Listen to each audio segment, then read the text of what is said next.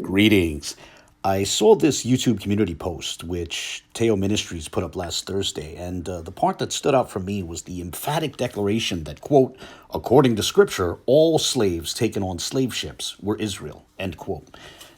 I'd be curious which biblical passages necessitate that conclusion, this conclusion that anyone who was a slave on a slave ship had to be an Israelite.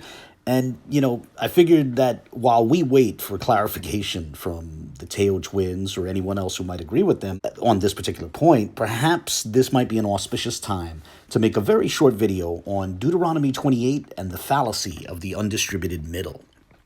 Now, as a bit of background, when I first took logic decades ago, we didn't use the precise phrase undistributed middle for what I have in mind. Rather, we used to use the phrase predicate fallacy to describe reasoning where one leaps from the starting point that two or more things share the same predicate to the conclusion that those things must therefore be identical or one is a subset of the other, etc., right? But I couldn't find any literature, whether online or in print, using that precise phrase, predicate fallacy, to describe what I had in mind. So for this video, I decided to go with the phrase undistributed middle, as interested viewers can look that phrase up and easily find material roughly capturing what I have in mind.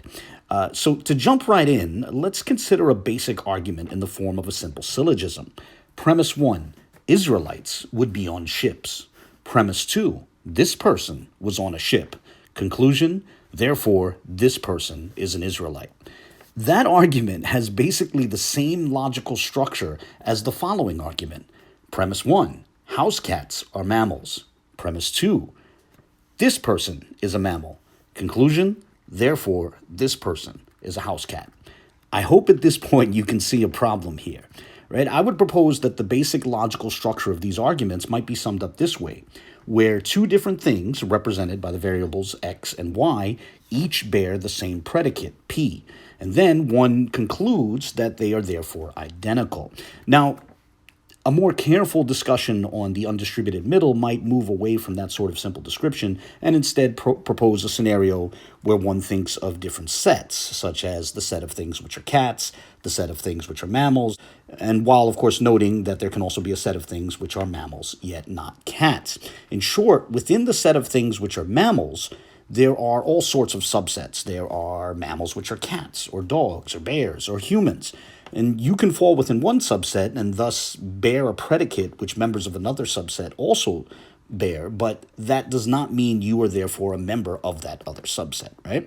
And interestingly enough, the Bible itself teaches this logical point, though admittedly in a subtle fashion. For example, Deuteronomy 28:48 refers to a yoke of iron being placed on the necks of Israelites.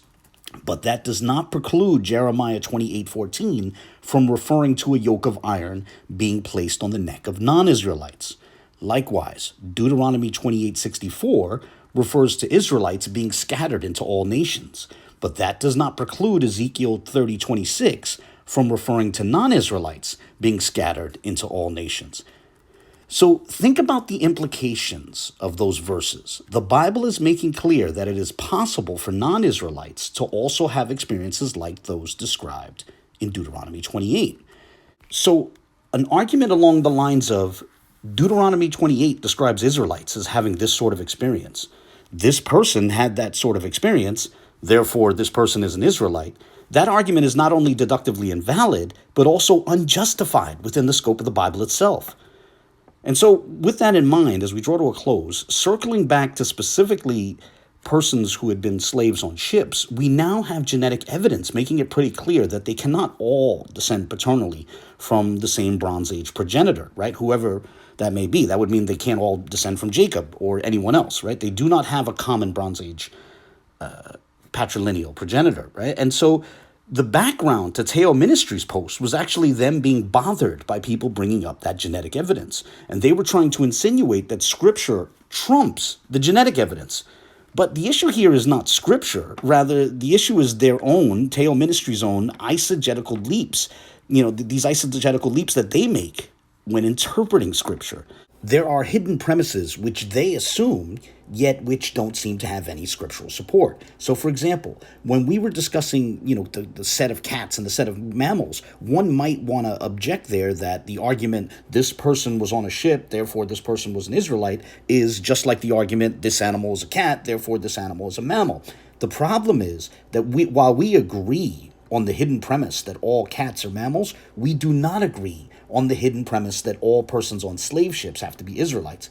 If you are claiming that the Bible affirms specifically that premise, not merely the premise that there would be Israelites on ships, but more specifically the premise that any person on a ship has to be an Israelite, if you're affirming the Bible affirms that premise, then please show me which verse affirms such. As far as I can see, there is nothing in Scripture necessitating the conclusion that everyone taken on a slave ship has to be an Israelite. If you disagree, you are more than welcome to share which verses you feel necessitate such. You can share such right here in the comment section on this video. And with that in mind, I'll end this video as I end all my videos by saying that I look forward to the comments of others, and God bless.